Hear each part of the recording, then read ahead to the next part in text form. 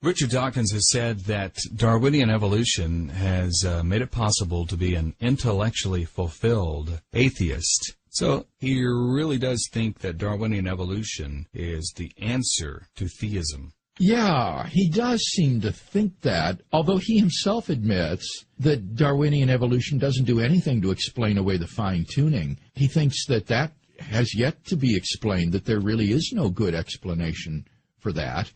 And when I looked at his chapter in The God Delusion on the arguments for the existence of God, I was rather surprised, Kevin, by frankly how superficial his handling of the arguments are. For example, I think that he says nothing in response to the Leibnizian argument from contingency, the argument that there needs to be an explanation for why something exists rather than nothing. He has nothing about the Kalam cosmological argument, the argument that there was a beginning of the universe and therefore the universe needs to have a transcendent cause. He talks about the design argument, but he doesn't deal with the fine-tuning. He only deals with the biological aspects of it, but has nothing to offer in terms of how you can explain the fine-tuning of the universe, of the Big Bang for intelligent life. The moral argument, here he's just completely inconsistent. On the one hand, he grants the premise that if God does not exist, there are no objective moral values and duties. He's very clear that he thinks that morality is just basically a human illusion. But on the other hand, over and over again in the book, he makes moral judgments and affirms moral truths, and therefore affirms the second premise of the moral argument, that objective moral values exist. So he doesn't refute that argument. And then finally, the ontological argument, oddly enough, he spends the most time on that one. He spends several pages on the ontological argument, but if you look at it, all it is ridicule. He doesn't know anything about Alvin Plantinga's defense of the ontological argument. He just mocks it and makes fun of it. And it's very clear he doesn't know the literature, that he's not familiar with the argument. So I was very unimpressed, I mean, quite honestly, looking at his handling of the arguments for God's existence. I'm curious about a quote attributed to him, and that is, the study of biology, the challenge there is that you're examining systems that look as if they're designed. Right, and he says you need to constantly remind yourself that they're not. Why not just say, well, maybe because they are? I mean, right. You know, your naturalism isn't going to let you say that, I don't guess. Dr. Craig, you've debated the top atheist thinkers in the world on university campuses and at other events. What about a debate with Dawkins? Well, I'd welcome it. I would like to have a debate with Dawkins. In fact, I recently had a UK debating and speaking tour that took me to quite a number of British universities.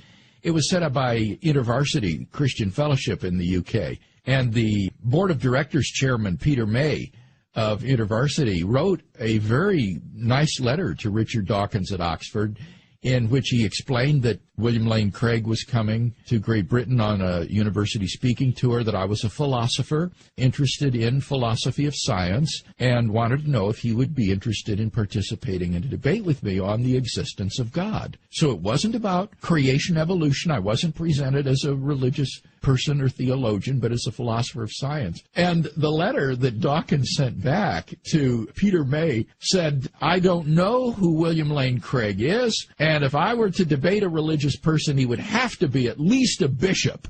And while a debate with Craig might look good on Craig's resume, it wouldn't look good on mine.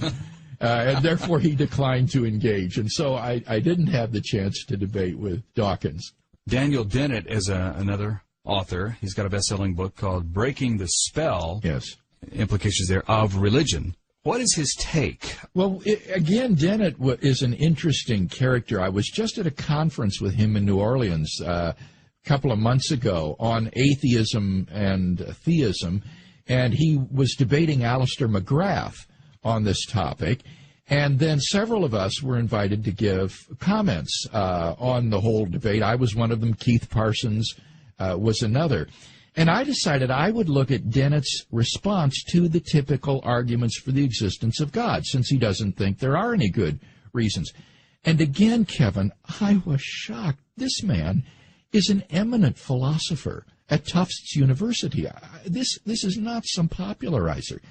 And yet, if you looked at his responses to the typical arguments for the existence of God. George Smith does a better job, a popularizer than what Dennett did.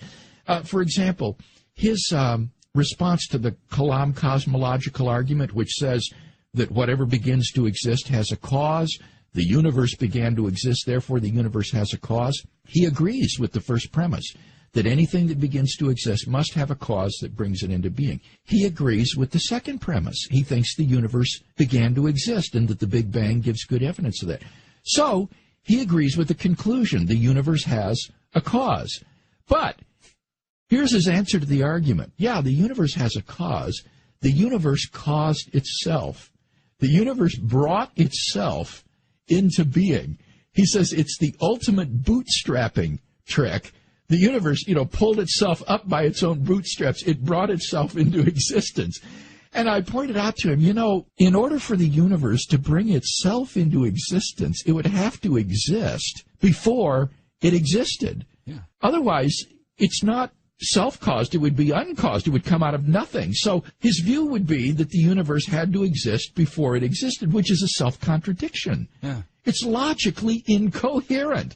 And yet this was his response to the cosmological argument. Yeah, imagine he'll find another one after that conference. I think so. It was funny because after I presented my response, there was applause from the audience, and then he was invited to give an impromptu reaction.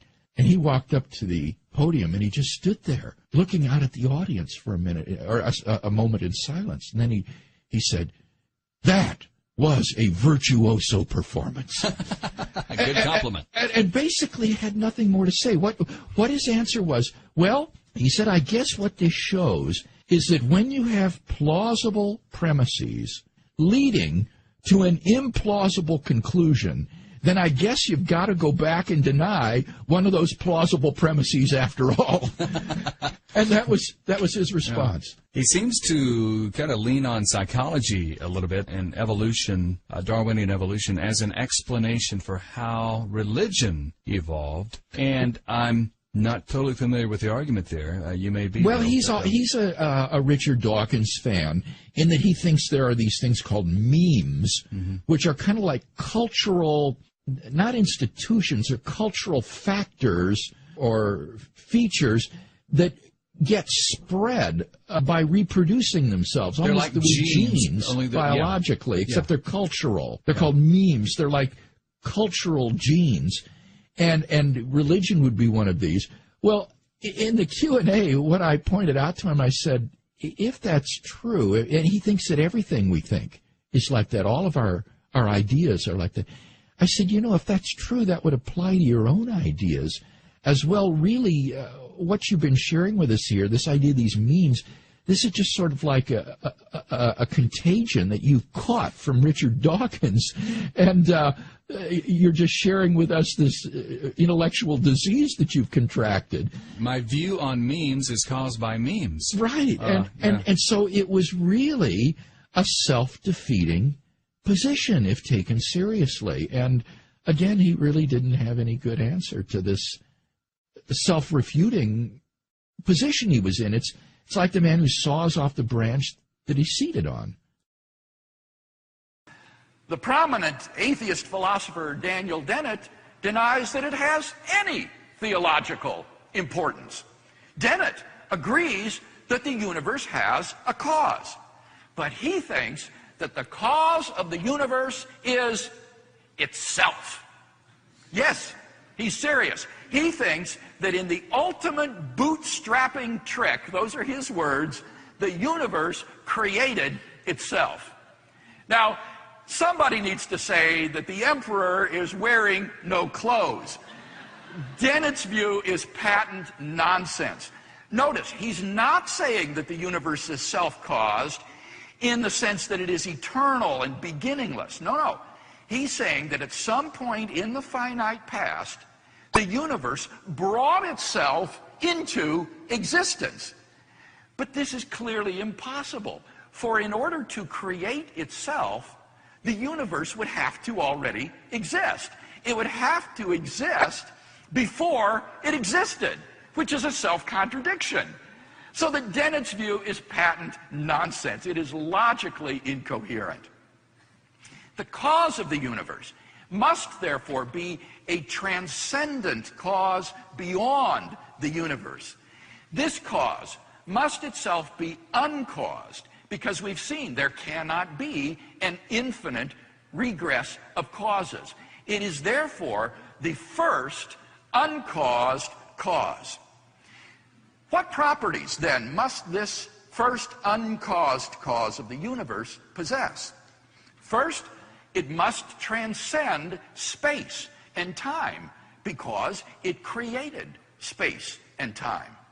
Since it is not in time, it must therefore be changeless. Since it is not in space, it must therefore be immaterial or non-physical. It must be unimaginably powerful, since it brought all matter and energy into being.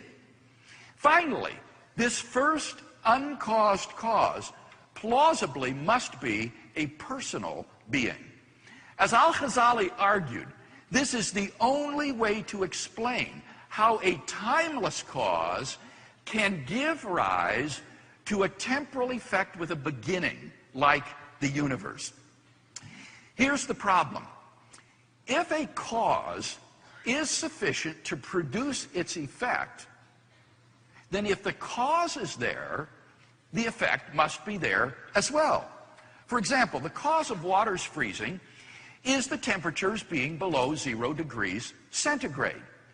If the temperature has been below 0 degrees from eternity past, then any water that was around would be frozen from eternity past. It would be impossible for the water just to begin to freeze a finite time ago. Once the cause is given, its effect must be given as well. Now, the cause of the universe never began to exist, since it is timeless. So why isn't the universe beginningless as well? Why did the universe come into being only about 13 billion years ago? Why isn't it as beginningless as its cause? Al-Ghazali maintained that the only answer to this problem is that the cause must be a personal being who has freedom of the will.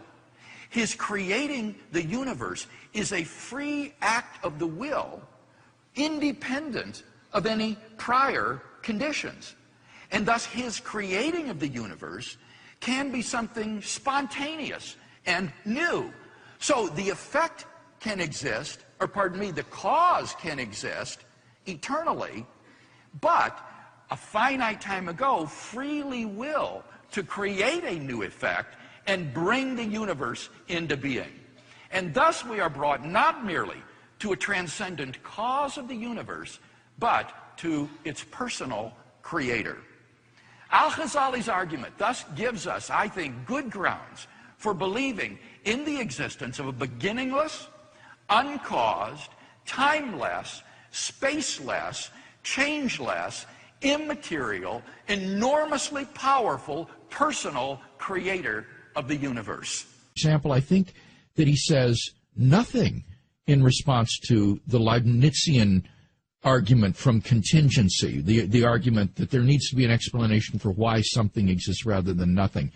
He has nothing about the Kalam cosmological argument, the argument that there was a beginning of the universe and therefore the universe needs to have a transcendent cause. He talks about the design argument. Morality is just basically a human illusion. But on the other hand, over and over again in the book, he makes moral judgments and affirms moral truths, and therefore affirms the second premise of the moral argument, that objective moral values exist. So he doesn't refute that argument. And then finally, the ontological argument, oddly enough, he spends the most time on that one.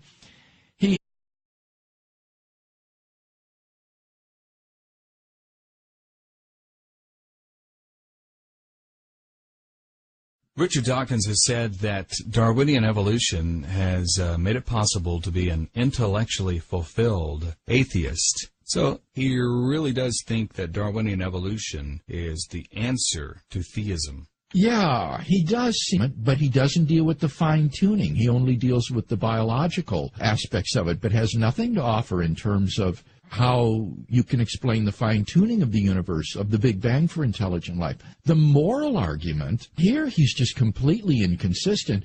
On the one hand, he grants the premise that if God does not exist, there are no objective moral values and duties. He's very clear that he thinks that, although he himself admits that Darwinian evolution doesn't do anything to explain away the fine-tuning. He thinks that that has yet to be explained, that there really is no good explanation for that. And when I looked at his chapter in The God Delusion on the arguments for the existence of God, I was rather surprised, Kevin, by frankly how superficial his handling of the arguments are. For